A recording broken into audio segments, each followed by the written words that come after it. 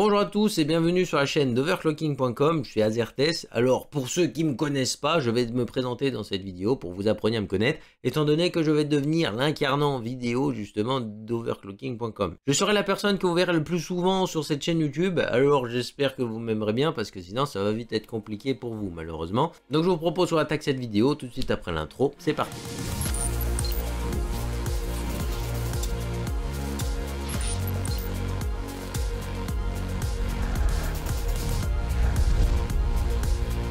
Pour ceux qui sont nouveaux sur cette chaîne, bienvenue sur la chaîne YouTube d'Overclocking.com et ici on va regrouper les passionnés de hardware et d'overclocking pour essayer de vous apprendre un maximum de choses ou de tester un maximum de produits parce qu'on est là pour faire des reviews, des guides d'achat et de la vulgarisation, donc comme ça tu vas pouvoir monter ton PC au meilleur prix tout en sachant ce que tu achètes. Et si jamais tout ça t'intéresse, n'hésite pas à t'abonner et activer la cloche pour être au courant de toutes les prochaines vidéos. Comme je vous ai dit tout de suite avant l'intro, je vais me présenter déjà dans cette vidéo parce que la plupart des gens de cette chaîne, voire même quasiment tout le monde, ne savent même pas qui je suis. Et là vous vous dites, mais qui c'est le malade qui a repris la chaîne d'Overclocking? Il n'a jamais fait d'article sur le site, il arrive, il s'appelle Azertes, on ne sait pas d'où il vient. Alors je me présente, je suis sous le pseudonyme de Azertes depuis quelques temps sur YouTube, on va dire que ça fait environ 3 à 4 ans que je fais des vidéos. Je faisais déjà des reviews, des guides d'achat et de la vulgarisation. Et du coup, je suis là pour remettre sur les rails cette chaîne YouTube et justement vous offrir du contenu de manière plus régulière que ce qu'elle était capable de le faire jusqu'à maintenant. Et on va essayer de faire le maximum possible pour vous offrir des reviews de qualité, des guides d'achat qui sont pertinents et puis surtout des vulgarisations qui vous permettront de comprendre un maximum de choses sur les nouvelles technologies qui peuvent se passer. Ou même les anciennes parce que techniquement elles sont toujours là dans la plupart des cas. Petite voix off pour préciser un détail très important, c'est que comme je vous avais dit la semaine dernière sur ma chaîne, on va organiser un petit concours pour démarrer cette chaîne YouTube. Et du coup, dans la description, vous retrouvez un lien pour participer directement à ce concours. Et les lots à gagner, cette fois-ci, j'ai la liste des lots qu'on va faire gagner. Vous allez voir, il y a des trucs vraiment sympathiques.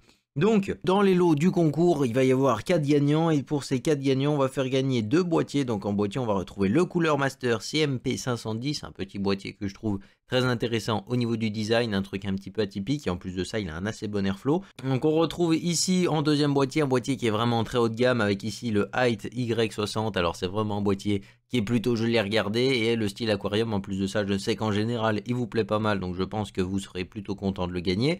On a à gagner également une alimentation modulaire de 1000 watts de chez Deepcool avec la PQ1000M qui est très intéressante comme alimentation.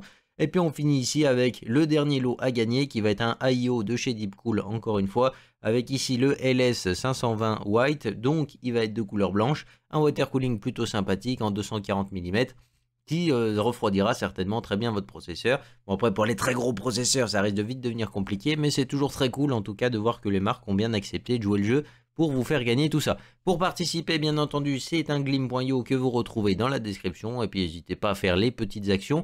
Plus vous en ferez et plus vous aurez de chances de gagner le concours. Donc, c'est plutôt sympathique. Au niveau du tirage au sort, je pense qu'on va mettre 1 à 2 semaines pour le faire. Et puis, justement, on contactera directement les gagnants qui seront concernés pour vous expédier un petit peu tout ça. Et puis, vous expliquer un petit peu comment va se passer l'expédition des colis. Sur ce, bon retour à la vidéo. Alors, dans quoi on va se spécialiser sur la chaîne YouTube? Principalement, moi, j'avais comme habitude sur mon ancienne chaîne YouTube de tester des SSD, de tester des refroidissements, des boîtiers, les alimentations, on peut même pas parler de vrais tests parce que basiquement, clairement pas le matos pour tester des alims. Carte graphique, je faisais un petit peu, processeur, j'en faisais aussi, et carte mère, c'est assez compliqué à tester également en vidéo pour faire un truc un petit peu condensé. Mais on va essayer de faire tout ça quand même, et bien entendu, je compte sur vous pour critiquer mon travail de manière constructive, évidemment, on évite de dire que c'est éclaté sans préciser pourquoi. Et du coup, en faisant ça, ça vous permettra d'améliorer la qualité de mes vidéos et comme ça, je pourrai vous offrir du contenu de plus en plus pertinent. Comment mieux apprendre à connaître quelqu'un que quand il vous parle de sa passion? Bah, je sais pas, donc aujourd'hui, on va parler un petit peu de ma passion et je vais vous parler de ma carte graphique préférée. Alors, c'est une carte graphique qui commence à dater un petit peu, donc c'est pas une vraie review d'un produit qui vient de sortir, mais ça va vous permettre peut-être d'apprendre un petit peu comment je travaille et ça va vous permettre de voir directement si ma manière de travailler vous convient ou pas. Mon composant préféré c'est surtout une carte graphique et on retrouve ici la Nvidia Titan X Pascal. Comment vous dire que moi c'est une carte graphique qui m'a toujours fait rêver plus ou moins parce que quand j'ai commencé le hardware, moi j'ai commencé justement juste après la transition des 900 à la génération 1000 et la 1080 Ti c'était déjà le flagship, tu vois ce que je veux dire. Et puis au-dessus du flagship, justement, tu avais la Titan X Pascal. Après, tu as eu la Titan XP qui était un peu plus puissante. Puis après, tu as eu la Titan V qui est vraiment un chef-d'œuvre de technologie, mais que je pourrais certainement jamais vous présenter sur la chaîne parce que les passionnés savent, hein, tu vois ce que je veux dire. HBM2 en 3092 bits de bus, tu vois, des trucs assez fous. C'est vraiment une carte qui coûte affreusement cher, qui est aussi une carte que j'apprécie particulièrement, mais c'est pas forcément ma préférée.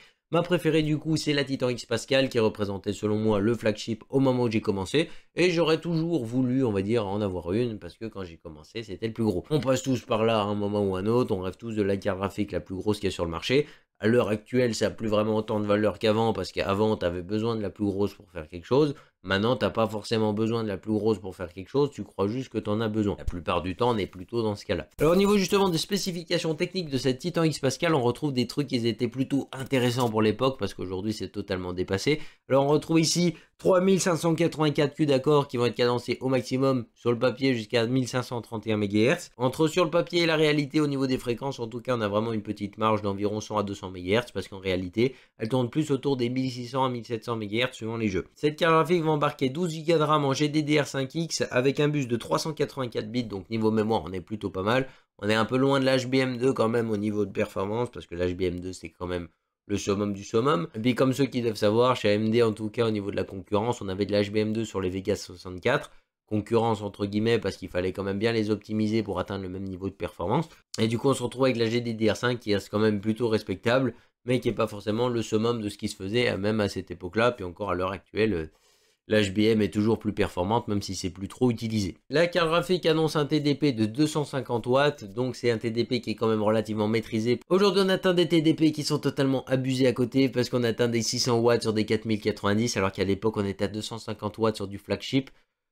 Tu vois ce que je veux dire, quoi. C'était l'ultra haut de gamme, on était à seulement 250 watts, alors qu'aujourd'hui, on est autour des 600 watts pour le même ultra haut de gamme. Bon oui, on n'a pas du tout le même niveau de performance, mais un petit exemple de l'hérésie qu'a atteint Nvidia en quelques années. Au niveau du reste des informations qui peuvent être éventuellement intéressantes à savoir, c'est que cette puce a été gravée en 7 nanomètres par TSMC. La carte graphique au moment où elle est sortie, elle coûtait autour des 1200 €, donc autant vous dire que c'était quand même pas donné pour tout le monde, hein, parce que 1200 € à cette époque, il n'y avait pas grand monde qui avait envie de les mettre dans sa carte graphique. Et puis à l'heure actuelle, ça devient des tarifs quasiment normaux, parce que plein de gens mettent 1200 € dans leur carte. Des 3090 et tout dans ces budgets-là, ça fait plus froid aux yeux de mettre 1200 balles dans une carte graphique à l'heure actuelle, je trouve. Hein. Il y en a beaucoup qui vont me dire qu'ils mettront pas 1200 € dans leur carte graphique. En ce qui concerne la puissance brute, en simple précision en FP32, elle était capable d'annoncer jusqu'à 10,32 teraflops. Par rapport à ce qui se fait de mieux à l'heure actuelle, bah malheureusement, ça reste quand même plutôt dépassé, hein, on va pas se mentir. Puisque pour une RTX 4090 en puissance brute, toujours simple précision FP32, on se retrouve ici autour de 73 teraflops, soit 7,3 fois plus de puissance. Qui est juste totalement insolent en tout cas. Donc d'après les spécifications techniques, déjà c'est une carte graphique qui est toujours dans l'air du temps, puisque visiblement elle est toujours capable de jouer en 1440p, dans des conditions plutôt satisfaisantes, puisqu'on se retrouve dans la plupart des cas entre élevé et ultra avec un assez bon taux de FPS. On était ici sur une Titan, donc elle héritait d'une grosse partie des technologies des quadros, et ça lui permettait d'avoir une accélération graphique un peu plus performante par exemple, et du coup niveau applicatif tout ça, c'était vraiment une bonne carte. En plus de ça, on avait une consommation qui était quand même assez maîtrisée, en tout cas à l'époque sur l'architecture Pascal. Et puis niveau overclocking, on avait quand même un assez bon potentiel derrière, parce que Pascal, c'était quand même une assez bonne architecture. Hein. Il y en a plein, ils ont dû s'en rappeler que Pascal, franchement, tu mettais plutôt bien les mains dedans, et t'en faisais un petit peu ce que tu en voulais. Quoi. Bon, peut-être pas autant qu'une Vega 56 de chez AMD, mais en tout cas sur l'architecture Pascal, t'avais déjà de quoi t'amuser un petit peu. Cette carte graphique, en tout cas, on va pas en parler uniquement dans les specs, étant donné que j'ai réussi à en acheter une l'année dernière. Et franchement, c'est une carte graphique que je trouve particulièrement sublime déjà, et j'ai été particulièrement content de l'acheter. J'ai acheté d'occasion à un mec qui franchement avait l'air de vraiment chouchouter ses cartes comme pas possible, parce que vraiment j'avais l'impression elle était complètement neuve, alors que la carte elle a 6 ans parce qu'il l'a acheté quasiment direct après la sortie. C'était vraiment super cool en tout cas de choper cette carte graphique à un prix qui était plutôt intéressant selon moi, parce que je l'ai eu à 350 € il y a de ça environ 6 à 7 mois. Et puis cette carte graphique c'est celle avec laquelle je fais quasiment tous mes montages vidéo, parce que franchement avec ces 12 Go de mémoire, que ce soit sur la suite Adobe ou quoi, franchement les effets spéciaux ils te font pas peur, et on n'a pas de souci là-dessus. En plus de ça en gaming on est vraiment sur des performances particulièrement sympathiques, parce que On joue en 1440p en ultra quasiment tous les jeux, c'est plutôt sympathique. Alors certes on n'a pas forcément le ray tracing et toutes ces technologies, mais personnellement c'est pas des technologies qui m'intéressent forcément. Avoir des fioritures comme ça que je trouve personnellement pas très utiles en tout cas à l'écran. On profite quand même justement des technologies d'upscaling de chez AMD sur certains jeux qui lui permettent de jouer largement en 1440p, surtout en full ultra à des bons taux de FPS. Et puis moi aussi ce qui me plaît pas mal sur cette carte graphique c'est surtout son design. La Founders Edition de la génération Pascal je la trouve vraiment magnifique. On retrouvait ce carénage en aluminium massif qui est super bien usiné avec pas mal de relief et puis surtout que c'était un blower avec une turbine qui tournait jusqu'à 5000 tours minute. Et Dieu sait que le bruit qu'il génère, ah là là, quelle plaisance pour les oreilles, c'est totalement ironique, c'est affreux à entendre les 5000 tours minute. Mais une fois qu'on l'undervolté un petit peu tout ça, on peut arriver à avoir un truc qui est particulièrement respectable au niveau du bruit, même si ça reste toujours plus bruyant qu'une carte graphique avec un modèle de ventilateur ou en water cooling custom. Un petit peu moins performant étant donné que pour les nuisances sonores, on va mettre la turbine à tourner un peu plus lentement et du coup on va se retrouver dans des températures un peu moins respectables que ce qu'on aurait eu avec un modèle de refroidissement un petit peu plus gros. Mais moi ce design en tout cas je le trouve absolument incroyable.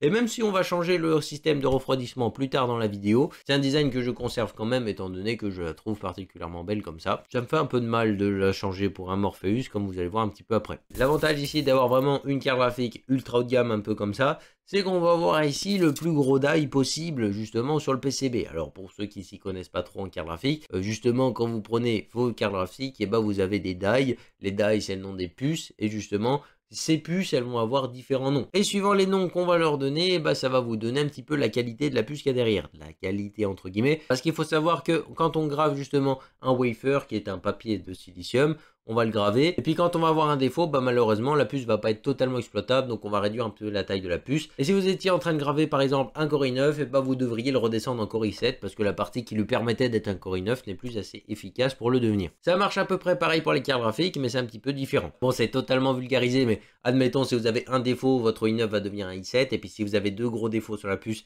ça va devenir un i5, et puis si vous avez trois gros défauts, ça va devenir un i3.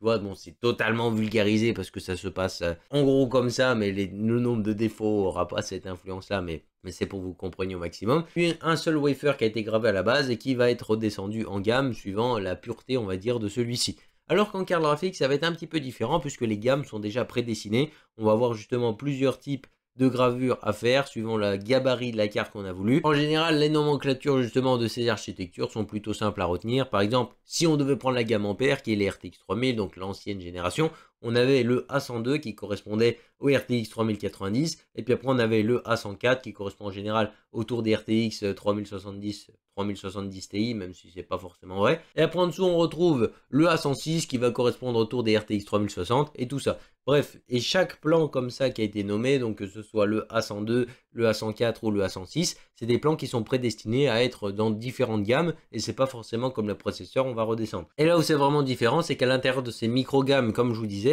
on va retrouver justement le même système qu'on peut retrouver sur les processeurs. C'est-à-dire que, imaginons vous avez gravé un A102 qui était censé être une 3090, il va malheureusement avoir un petit défaut, ça va devenir une 3080 Ti. Elle va avoir malheureusement un autre défaut, ça va devenir une 3080. Et si jamais vous voulez redescendre encore d'une gamme, malheureusement ça va pas être forcément très possible. Étant donné que la 3070 va pas être gravée dans le même design de wafer à la base, malheureusement on pourra pas la descendre encore plus, donc ça va devenir une 3070 Ti ou un truc comme ça. Et ça va permettre à Nvidia avec ce genre de gamme de gratter encore un peu plus d'argent aux consommateurs en proposant une gamme parmi une autre gamme et noyer encore un peu plus le marché, quoi. Ouais, on vous a bien repéré. Et du coup, maintenant que vous comprenez un peu mieux comment sont triées un petit peu les puces, on va voir ici la Titan X Pascal. Donc, vous comprenez tout de suite que c'est censé être vraiment le plus haut de gamme possible et que du coup, le wafer doit être le plus pur possible. Donc, en overclocking, ça donne des trucs de dingo la plupart du temps. Là, on va avoir ici un petit problème qu'on va vite résoudre. C'est que malheureusement, le système de refroidissement est assez limitant. Alors, forcément, on va avoir un blower ici qui est capable de supporter les 300 watts en overclocking de la carte. Mais au niveau des températures, on va être plutôt vite limité. Alors du coup, malheureusement, comme on va être assez vite limité, même si on a des performances assez respectables, ce serait bien de pouvoir pousser un petit peu l'overclocking un peu plus loin. Alors du coup, ce que j'ai fait, c'est que j'ai acheté un Morpheus justement sur internet. Je l'ai eu autour des 90 €. Et puis ce Morpheus, je l'ai équipé avec deux Corsair ML120 qui sont des ventilateurs particulièrement super bruyants pour les performances qu'ils révèlent, parce que vraiment, leur gros atout, c'est vraiment le bruit, quoi. C'est vraiment, si tu as envie de réveiller un gars, ils sont vraiment parfaits, je te les conseille. Niveau performance, en tout cas, il se débrouille plutôt pas mal, étant donné que là, j'en avais un petit peu rien à faire du bruit. Mon but, c'était juste de refroidir la carte au maximum. Donc, je te laisse deviner que j'ai monté mon Morpheus sur ma Titan. J'ai dû adapter 2-3 dissipateurs thermiques que j'avais sous la main sur la PCB, parce que malheureusement, ceux qui étaient fournis dans le kit n'étaient pas forcément tous les plus optimales pour justement ma carte graphique. Donc, c'est pas grave. J'ai adapté un petit peu tout ça et puis ça m'a permis d'avoir un refroidissement assez correct. Et puis comme ça suffit pas de juste changer le radiateur, j'ai décidé d'aller à l'endroit le plus froid de ma baraque, c'est-à-dire la cave. Et là on s'est retrouvé dans un milieu à 8 degrés. Je vais te dire que la carte elle était vraiment bien pour faire de l'overclocking. Alors on n'est pas non plus dans des niveaux d'azote liquide que certains fous pratiquent sur le site internet. Parce que oui, sur le site internet, vous retrouvez des vrais overclockers. Moi là, je parle d'overclocking, c'est un monde que je connais à peine. Et encore en carte graphique, je connais un peu plus qu'en processeur. Mais alors sur le site, pour ceux qui sont vraiment fans d'overclocking, en veux-tu, en voilà, vous avez juste à aller lire 2-3 articles de Corner Jack ou Vertex. Et là, je peux vous dire que là, ça y va à tour de bras les overclocking. Et pour ceux qui aiment vraiment ça, vous allez vous faire plaisir. Moi, je vous le dis, je vous mets le lien du site en description. Donc, pour revenir un petit peu à un overclocking de total débutant comme je suis allé donc dans ma cave où il fait 8 degrés et là, j'ai essayé de vraiment tirer le maximum possible de la carte graphique. Déjà, ce que j'ai pu constater qui était particulièrement intéressant, c'est que pour ceux qui savent, Nvidia, ils ont un petit système justement de contrôle des fréquences par rapport à la température que la carte graphique elle va avoir. Et là, dans cette situation, ça va être particulièrement intéressant d'observer comment Nvidia gère les fréquences en fonction de la température. Et là, dans l'expérience que j'ai faite, c'est particulièrement intéressant de voir l'efficacité de ce système. Quand la carte graphique était totalement à stock, donc avec le refroidissement de la Founders Edition de base, sur superposition benchmark, on retrouvait ici un score autour de 5400 points en full ultra en 1080p. Donc c'est un score qui est déjà plutôt respectable, on va dire, pour une carte de ce gabarit. Et puis dès qu'on a changé le système de refroidissement, sans même avoir fait d'overclocking ni rien, on s'est retrouvé à 5900 points, donc on a gagné 500 points déjà sur ce bench. Ça fait environ 10% de performance, donc c'est quand même plutôt énorme.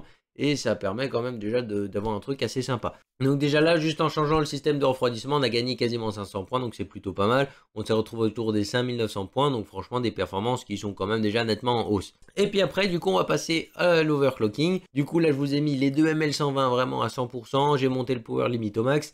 Au niveau de la fréquence de la mémoire, j'ai pu augmenter de 950 MHz. Donc c'est sur l'affichage de Messi Afterburner, hein, les 950 MHz. En efficace ou des trucs comme ça va changer un petit peu. J'ai un petit peu du mal avec justement ces termes techniques. Donc voilà, j'ai mis plus 950 sur la fréquence qui est affichée dans MSI Afterburner. Et puis en ce qui concerne justement la fréquence de la puce graphique en elle-même, là ça a été un peu plus technique parce que j'ai refait les courbes en fonction des tensions, tout ça. Puis après j'ai essayé de bidouiller en forçant un peu la tension parce qu'elle bloquait autour des 2050 MHz à peu près la carte. Et je voulais essayer de la faire passer à 2070, mais après dès qu'elle passait à 2070 MHz, c'était plus stable du tout, donc j'ai essayé de forcer pour qu'elle reste à 2063, mais ça n'a pas tenu, donc finalement les benches ils se sont finis à 2050 MHz. Je rappelle que la fréquence qui est annoncée à la base sur cette carte graphique est autour de 1531 MHz. On est quand même à 2050 MHz. Alors même si en conditions normales elle tourne légèrement au-dessus, on va être plus souvent autour des 1600-1700 MHz. Cet overclocking réalisé, on va se retrouver à peu près autour des 6500 points sur superposition en 1080p extrême. C'est des scores qui sont quand même plutôt sympas parce que si on calcule par rapport à la version stock avec la Founders Edition, on a fait une augmentation de 1000 points sur superposition. C'est quand même pas négligeable, ça fait un peu plus de 20% de performance en plus.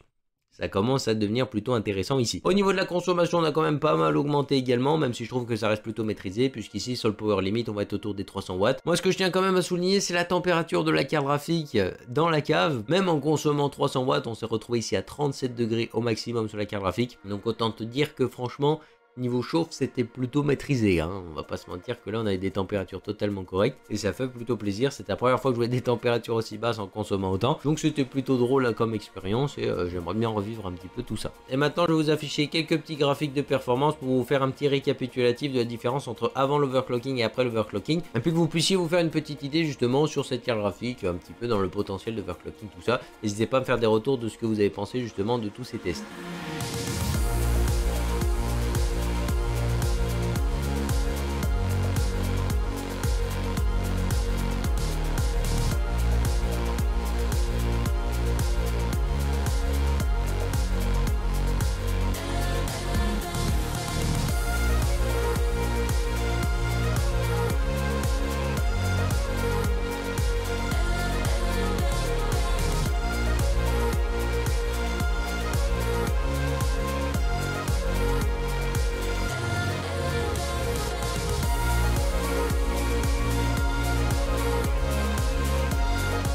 Moi j'ai été particulièrement content en tout cas de vous montrer ma carte graphique préférée, de vous expliquer pourquoi je l'apprécie particulièrement, vous montrer un petit peu comment j'ai fait un peu d'overclocking avancé, même si c'est qu'à mon échelle, quand même assez loin un petit peu de ce qui se fait sur le site internet, mais c'est quelque chose que j'aimerais essayer de combler avec le temps et peut-être m'améliorer un petit peu dans ce domaine-là qui me semble un petit peu obscur pour le moment. Donc comme vous l'aurez compris, moi ce qui m'attire particulièrement dans le hardware, ce que j'adore vraiment particulièrement dans ce domaine-là, c'est l'évolution, parce que vraiment on a des technologies qui s'améliorent avec le temps, des manières de penser qui vont également évoluer dans le temps et qui vont offrir toujours plus de performance, des rendements toujours meilleurs. Et vraiment, c'est cette capacité à évoluer et à performer de plus en plus de génération en génération qui m'attire vraiment dans le hardware. Que ce soit par exemple au niveau des cartes mères avec des technologies qui se sont vraiment diversifiées avec le temps, des étages d'alimentation qu'on grossit de manière fulgurante petit à petit sur les cartes mères, ou alors tout simplement les cartes graphiques ont atteint des niveaux de performance totalement hallucinants, voire même totalement inutiles pour la plupart des gens.